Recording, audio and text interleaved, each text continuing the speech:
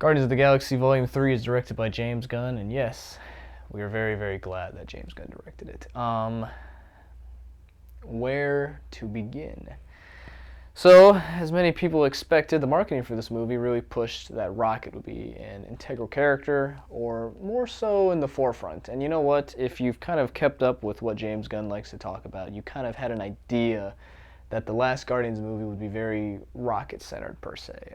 James Gunn talks a lot about how he feels about Rocket as a character and how he relates to him and stuff like that, which I found very interesting throughout the years, so I was very curious to see how it would all end for these characters. The marketing and, of course, everybody else who was involved did say that this was the last time we would see this team together, and yeah, it hits you. This movie will hit you. Let's just get right into it. The story, pretty simple story. Actually, it's an interesting plot, and I feel like the more you talk about it, the more you kind of spoil it. So, based on the trailers, one could say the plot is High Evolutionary is trying to mess some things up, and the Guardians are going to go stop him. It's a little more complex than that, and that's kind of all we can leave it at, unless I want to get into mild spoilers, which I do not want to do. But, of course, let's talk about all the performances. Every single one of them are great. Dave Bautista was, Dave Bautista. Finally, I like seeing a little more depth to Drax, and that's what we get here. The whole Gamora point. Everybody knows that Gamora is just, she's wiped. She doesn't have what she had before, obviously, because it's 2014 Gamora. She doesn't know Star-Lord yet. That really worked for me, and what they did here is exactly what I hope they do with the next Spider-Man movie.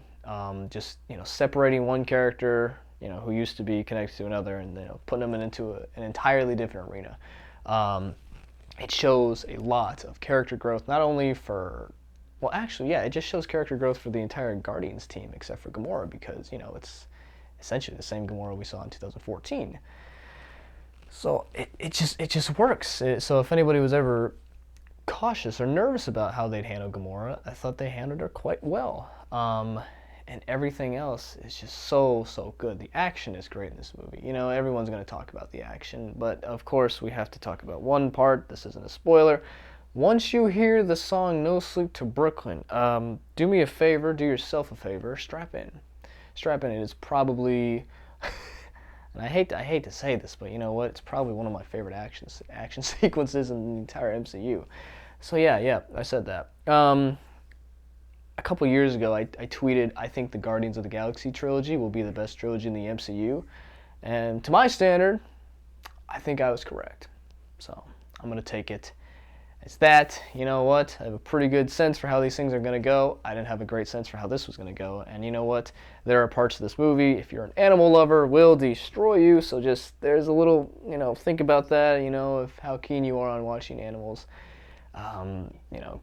Get things happen to them that should never happen to anyone ever. So yeah, there's that for you.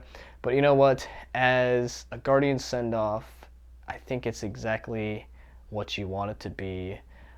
Truly, the payoffs and the fan service, as well as the ending, I think it's very earned, especially with these characters, as we've been spending a lot of time with them for the last almost 10 years, which is absolutely crazy.